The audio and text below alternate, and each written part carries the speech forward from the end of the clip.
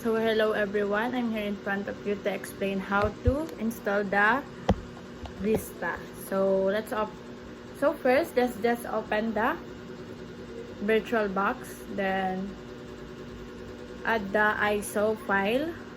So first, add the name of the window or what are you going to install. So for the ISO file, we can download that on Google. So we have a lot of source there. So start lang natin, then wait natin mag-load.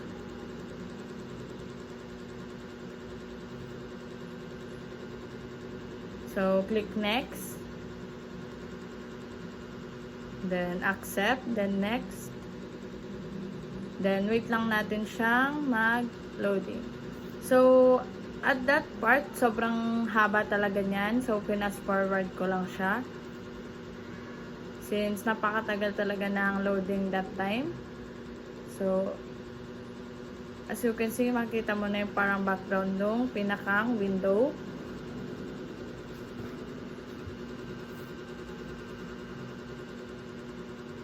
So wait lang natin yung paglo-load sa pag-install. So have a patient talaga sa pag-iintay since mahaba-haba siya, medyo mahaba yung waiting time.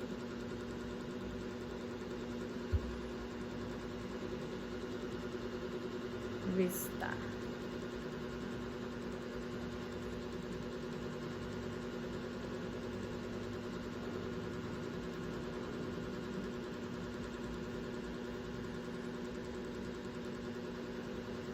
So wait lang natin siya.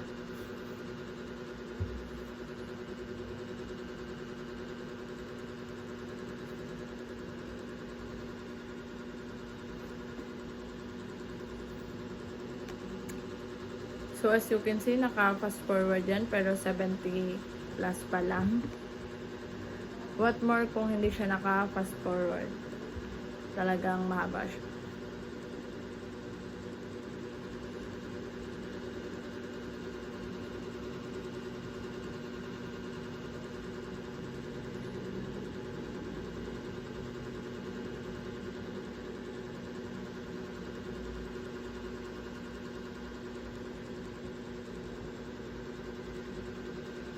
So ayan, malapit na matapos yung paglo-load. So wait lang natin.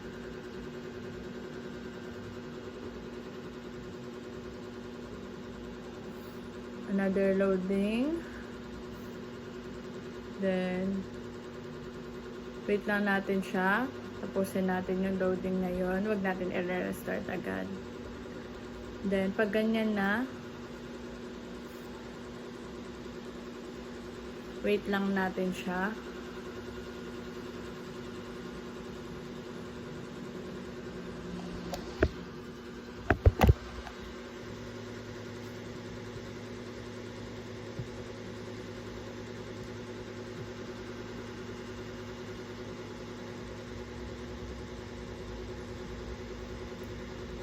So, completing installation na.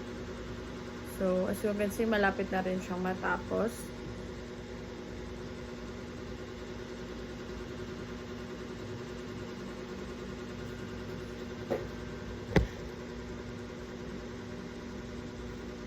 So now, wait lang natin siyang mag-open.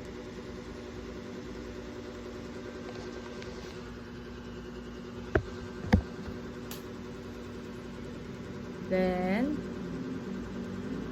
just add username and password. Then, it's up to you if you're going to customize all of that. So after that, lalabas na yung pinakang interface ng ating Vista.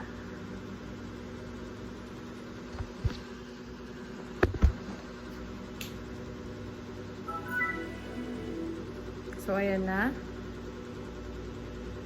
Parang latest din yung dating niya. So let's see sa pinakang interface.